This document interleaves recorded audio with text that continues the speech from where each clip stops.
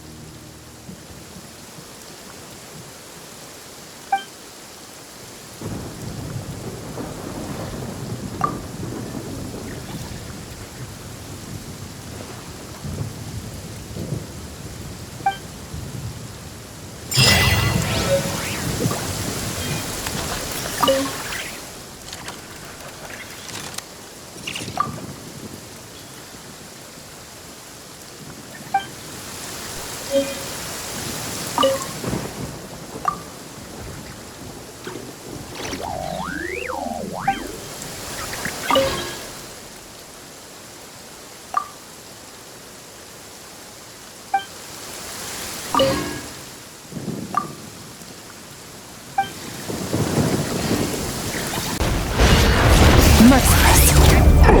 I stand against the long My night will embodied. and purge the darkness! Yoo-hoo! I'll protect them. Fearless. Into the void.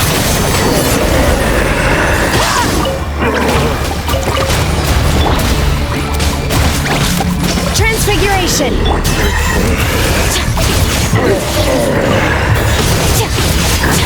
The light will never die!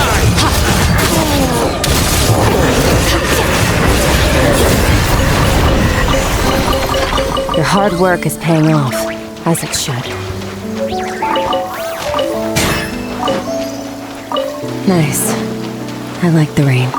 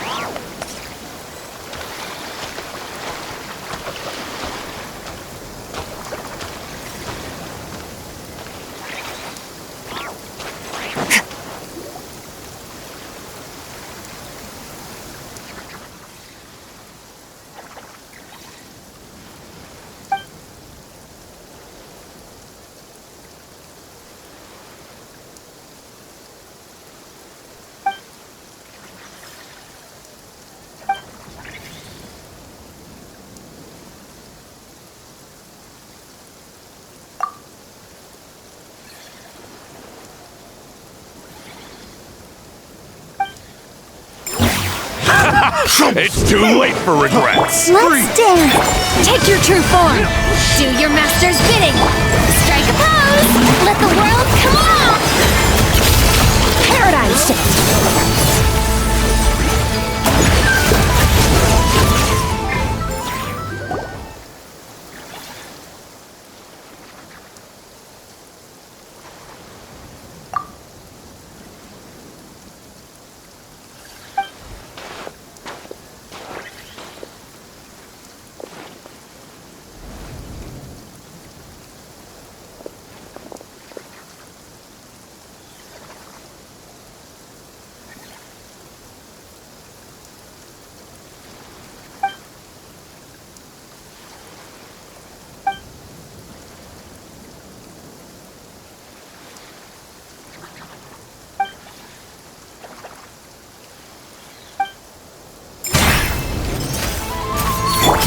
Let the show be... Transfiguration!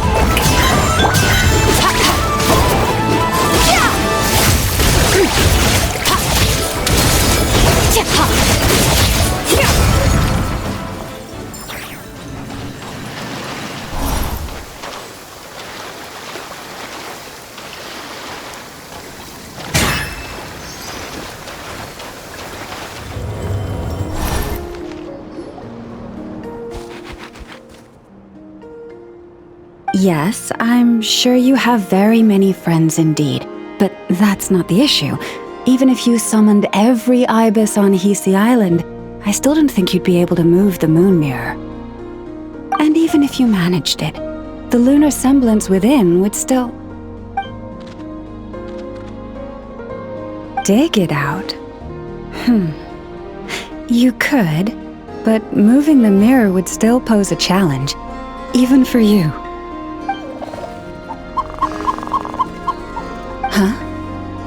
You really can summon every ibis on the island if that's what it takes? And you, on the other hand, think this plan is a joke, even if the ibis gets its entire family involved?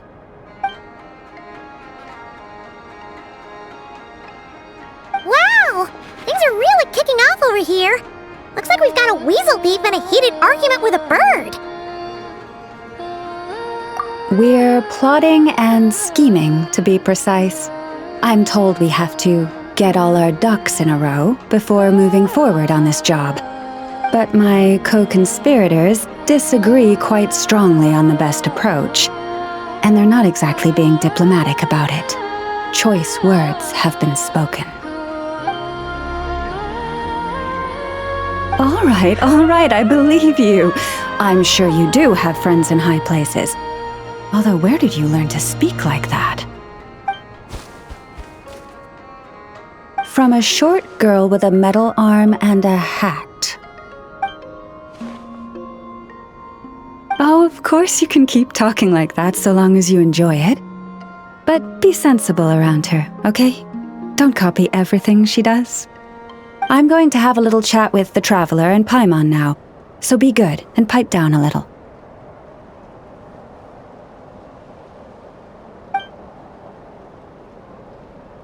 Huh, it really did quiet down. Being able to understand animal speak is so cool. Paimon wishes she had that ability. Trust me, Paimon, you would not enjoy it very much at all.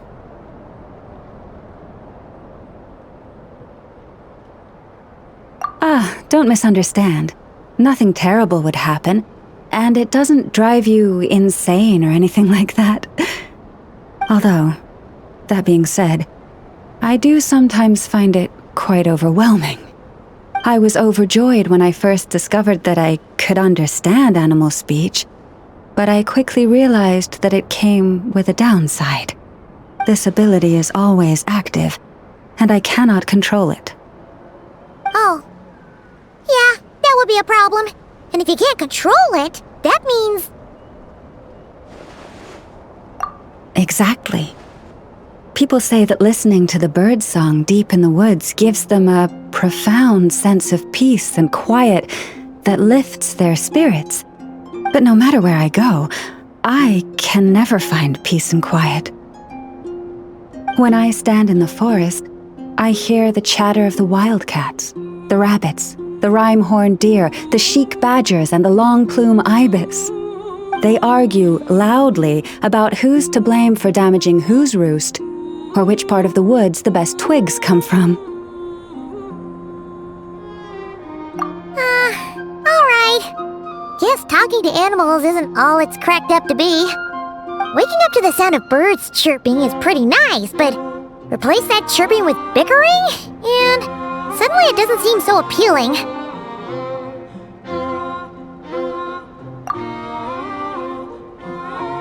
As for me, I've lived with it so long that I'm used to it now. In fact, it would probably be quite an adjustment if I woke up one day and couldn't hear the finches discussing which cup in which house makes for the best bath. Yes, plotting and scheming. Thank you for reminding me. I got a little sidetracked. Although, now that the Traveler's here, we might just have the solution to our problem. No, just you will suffice. This job involves breaking into a storage room by undoing the seal created with the moon mirror by a previous moon chanter. But for someone of your talents, I'm sure it will be a simple task. Don't worry, I'm sure you'll be fine. Come, let's go. Here we are. What you see now is the moon mirror, within which the lunar semblance is sealed.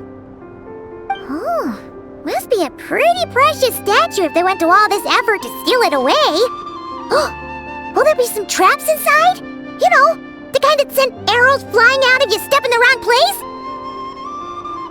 Do not worry. This little one did some scouting for me ahead of time. The seal does not contain any such fatal traps.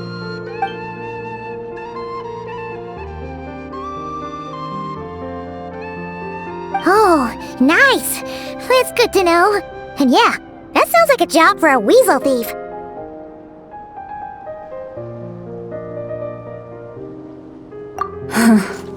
That's true. Each time I ask it for help, I have to pay it one more the next time we meet. Huh, what a thieving little weasel! Oh wait, that tracks. But considering that it's helping you keep watch on the lunar semblance, it might need a name change. How about... Weasel Guardian!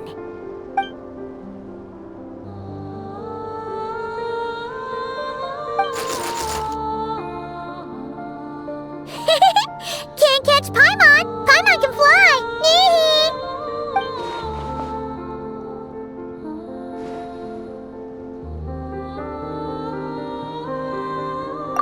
Come on, be nice to our guests.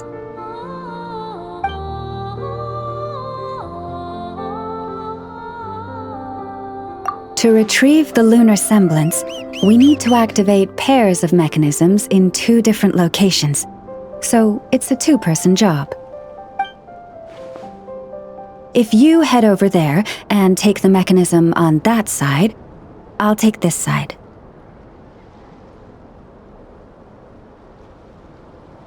That won't be a problem. I have eyes in the sky. It will keep me updated on where you are and which mechanism is in front of you. Don't worry, all you have to do is follow my instructions.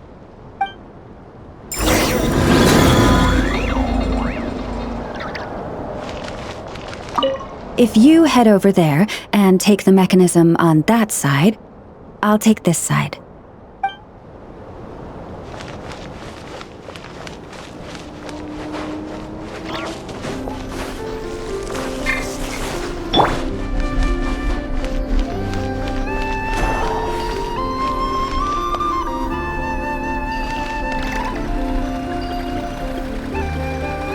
Understood. I will retrieve the lunar semblance now.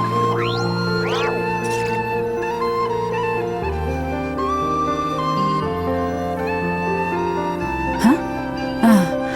The way out has been blocked. Could you try that again? Understood. I will retrieve the lunar semblance now.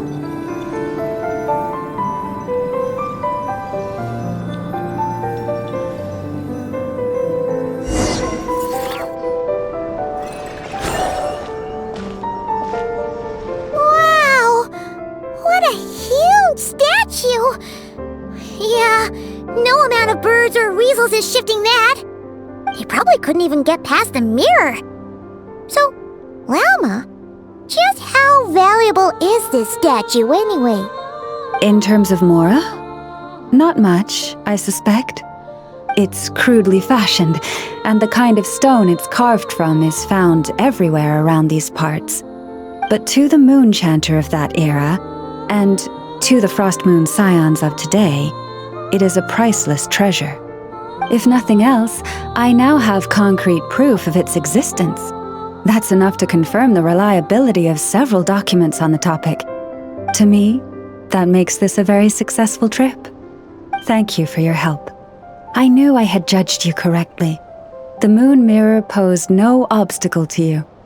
And our little friend here was very impressed with your mechanism operating skills. What is it saying, Lalma? It says that the traveler is the best treasure hunter it's ever seen. It wishes it could join her on a quest to unlock all the treasure chests in the world.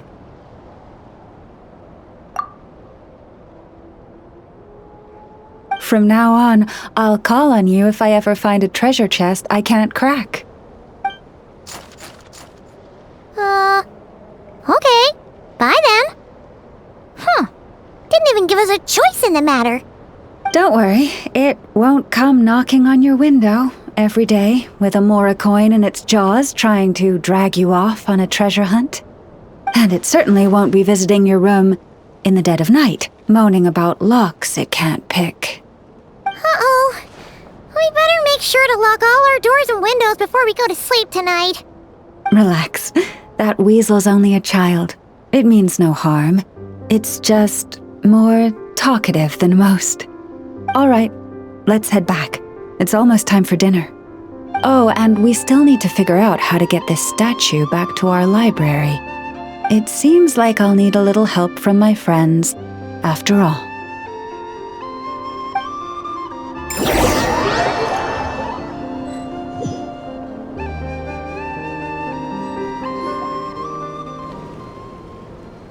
Just here will do. Oh, that all went down without much fanfare. Paimon was expecting something exciting to happen once we put it down. Well, it's just a plain old statue. A historical relic. It doesn't hold any kind of mystical power. The real value lies in the stories behind it.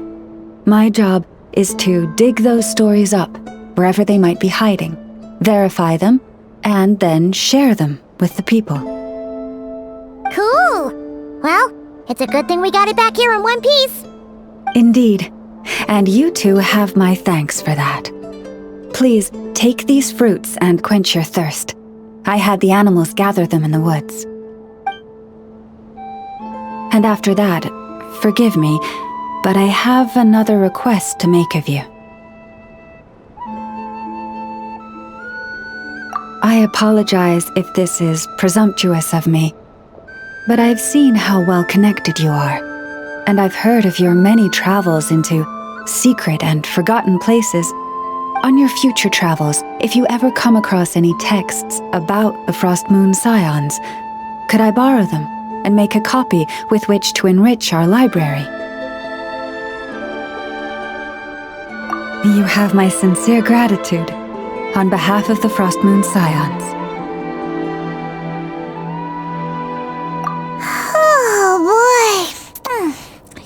That was some seriously tasty fruit! So much better than Paimon's used to.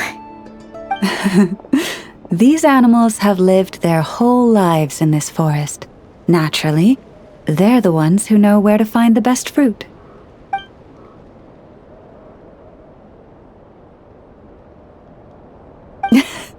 This one says to eat as much as you wish, because it's the top fruit finder in the whole forest. It'll fetch some more right away. Awesome! Thanks so much!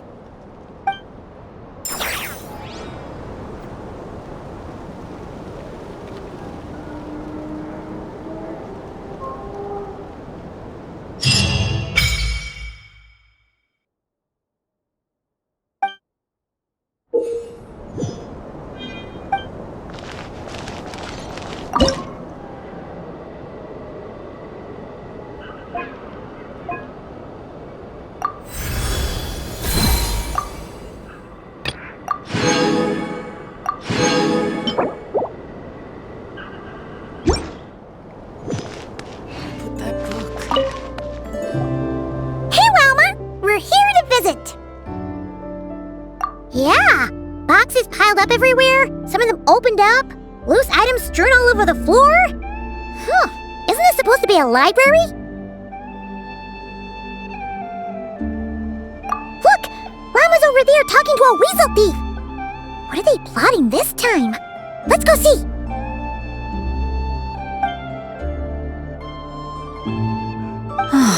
Be that as it may, we don't have any urgent excavation work for you at the moment, so please, stop digging holes all over the place, all right? That's a good child. Here, this Mora is for you. That's the weasel thief from last time, right? What was Llama saying? Have they found another relic? Hello there, traveler, Paimon. Welcome to the library. Is there anything I can help you with? No. I was just giving the little one a bit of a stern warning. It's been getting a little overexcited lately, and it's starting to bother the community. Its passion for treasure hunting has only grown since we retrieved the lunar semblance. It comes to me all the time, asking when the next treasure hunt will be. I keep repeating that we now have more than enough documents and relics in our library to occupy our research. But alas... Yes, but it doesn't quite understand what constitutes a relic, so it simply digs up anything that seems valuable and drops it off here. It has at least promised me that it won't go digging around again, but there's already a big backlog of items from previous digs. There's no way around it. I'll just have to go through and sort them, one by one. Sorry, you two. I'm afraid I won't be able to accompany you on your sightseeing today. Now then, what's in this box again?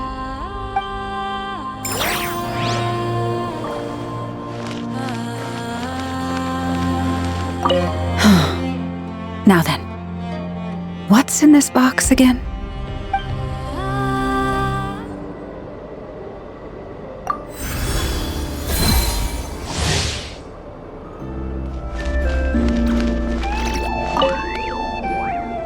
Finally, some progress at last.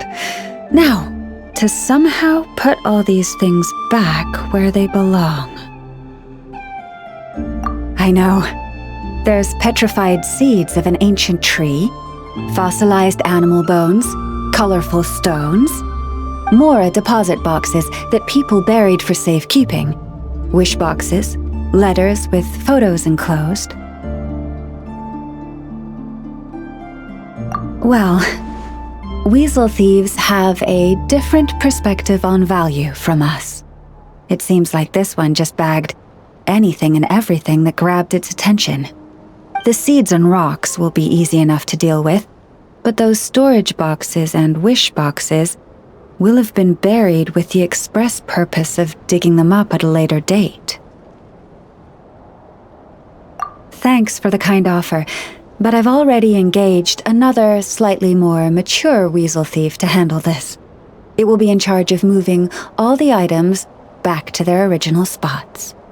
After all, the kid's heart was in the right place. Making it put everything back where it found it would break its poor little heart. But won't the other weasel thief you hired tell the first one everything? Hopefully not. The little one prefers to live on its own and act solo, so they're unlikely to meet. It also has a short attention span. Give it half a month, and I'd be very surprised if it still remembers anything it dug up. I speak their language, and I've had the privilege of their company for a long time. It's only natural that I've come to understand them, no different from making friends. By contrast, other people can't understand what animals are saying, so they're bound to make mistakes when trying to understand them. That's why, in a lot of literature on the topic, phrases like bestial nature are rife with negative connotations, while human nature is seen in a more rounded light. You're right. I'm sure those books would have turned out quite differently if they were written by a wolf or a rhyme-horned deer. In any case, to me, human nature and bestial nature are both simply nature.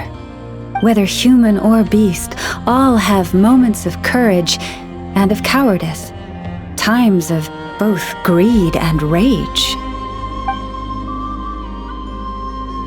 We all rejoice in our successes and mourn our failures. These experiences are neither inherently human nor inherently animal. They are a part of our shared nature, a nature bestowed upon all living things by Mother Nature herself. I do sometimes wonder whether the world around us might have turned out for the better if humans and animals could communicate with each other. But I know it is but a fantastical idea that can never be. Then there are those who reject nature and turn their back on the natural way. They are the wayward ones who do not hesitate to pull the trigger, even when they speak the same language as the object of their slaughter.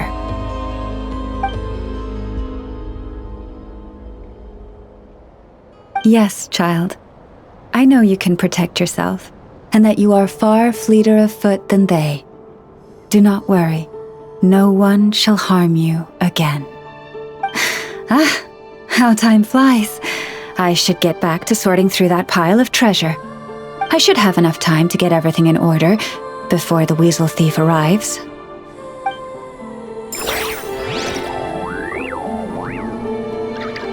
What do we have here?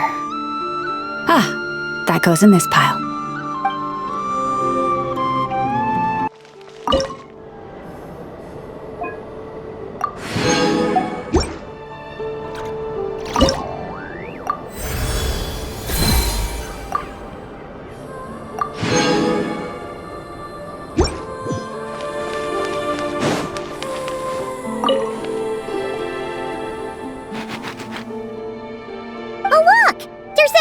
thief again, and it's right next to Lauma.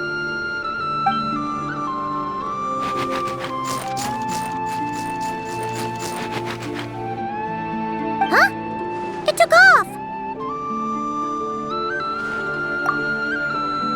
Come here. Our little friend asked me to pass this Mora on to you. Huh? Why would a weasel thief give her its Mora? As I said, it greatly admires your treasure hunting abilities and wishes to join you in unearthing every treasure chest in this world. Consider this its deposit. When Mora is involved, a weasel thief never lies. Keep it safe. This coin represents an agreement between you and the weasel thieves. Or at least, this weasel thief.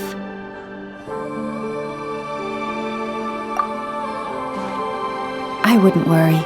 I know I said it's an agreement, but I believe it just wants to make friends with you. It didn't know what kind of gift you'd like, so it chose to give you its favorite thing. Please do. If you're interested in taking up the offer, leave some dried lacca berries by your pillow when you get home. It's very fond of those. Not too many, of course. It might struggle to burrow its way home if it eats too much.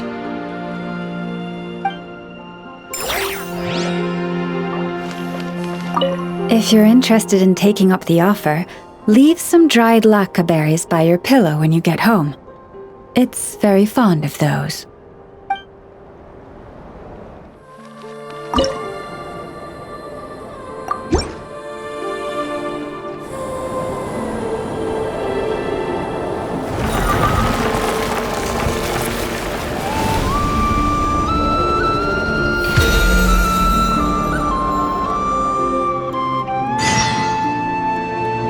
Well, I think we can now say that the Grand Library is complete. Next, we'll need to find somewhere to put the bird stands, cushions, and deposit boxes. Ah, hello there, traveler, Paimon. Thanks to your help, the library repairs are basically complete. It's really starting to look the part. What about that other stuff you just mentioned? Are you planning on putting all that in the library too? Yes. That said, it's too big of a job for me to handle alone. I was planning on getting some of our more skilled artisans to help out. The Grand Library is open to humans and animals alike. Since we have furniture for humans to sit down on, there should naturally be some for the animals too. Huh. Yeah, that does kind of make sense. Those are the ones I used to use when the little animals came to talk to me about their struggles. I'd originally planned to make some new ones, but some of the animals are nostalgic for the older items, so we brought them along too. Wait, animals tell you their struggles?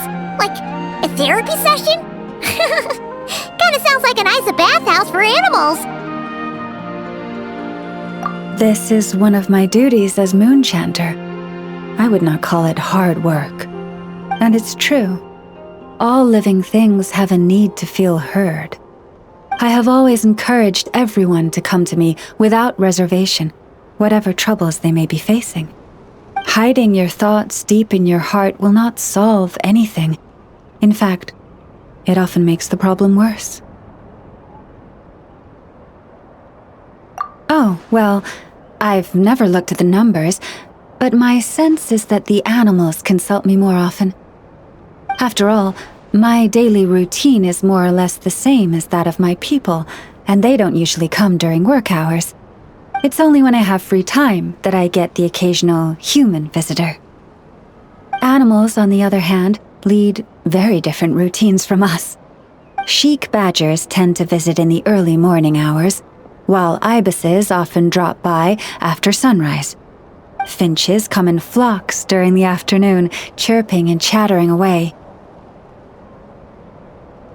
The rhyme-horned deer visit at dusk, mostly alone, though sometimes with one or two friends.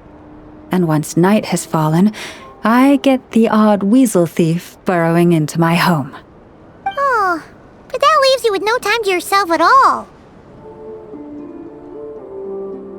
It truly is. There was one time when a weasel thief stole some pine cones that a group of finches was hoarding. It must have been around 20 finches that flew to my bedside in the dead of night to protest the transgression. I had to ask a sniffer mole who I'd just been chatting with to invite the weasel thief over. It took a lot of work to convince it to reveal where the pine cones were. By the time all parties were satisfied and ready to leave, the sun was up. I slept in till past noon that day. My mom would have given up and gone back to sleep long before you did. And probably pulled a blanket over her head first to block out the noise. Since they'd taken the trouble to come to me, I felt I had a duty to help them. And the results made it all worthwhile. After getting everything off their chests, the finches went back to happily hopping around, and the weasel thief went off in search of new, exciting treasure. But humans are less forthcoming than animals. Too often, they hide their true feelings in the deepest corners of their hearts. Even those who come to me for guidance, I feel as if they tell me only part of the story, leaving out what truly burdens their soul. Perhaps they are unwilling to say it out loud, to face the real issues head on. Human society often encourages people to hide their true selves. It is not dissimilar to the way that some butterflies hide away in a withered leaf and camouflage their wings to match their environment. Social interactions between humans can be complex and difficult. Everyone has their way of coping, and I don't judge them for it. Nonetheless, suppressing one's true feelings can easily lead to melancholy and depression. Deep-seated issues like that are difficult to resolve, no matter what advice I give. So I had an idea. I thought, what if I could find a way to bring complicated human minds and straightforward animal ones together? Maybe by spending some time around each other, both could experience a new perspective. It was with that in mind that I renovated the Grand Library and turned it into what it is today, spacious and well-ventilated, and open to humans and animals to come and go as they please. Except maybe on rainy days, when they're looking for shelter. But the rest of the time, people can visit whenever they want, to spend time with the animals, browse books, rest, and enjoy the sun.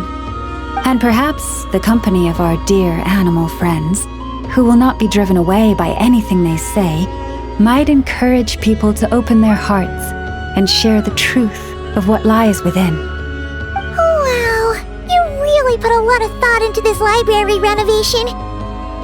Oh, it sounds great to Paimon. Hugging fluffy animals, lounging in a chair all day without a care in the world. Just thinking about it makes Paimon feel all warm and fuzzy. Of course. Your assistance with the renovation works was invaluable. It should go without saying that the Library of the Frost Moon Scions shall always be open to you.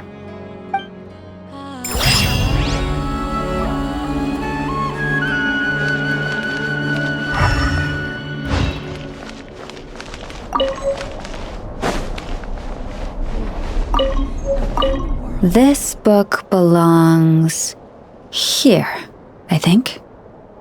Huh. There's one missing. That's strange. Claw marks on the shelf. And feathers. I bet one of the puffins took it to use as a cushion again. Ugh, those little rascals.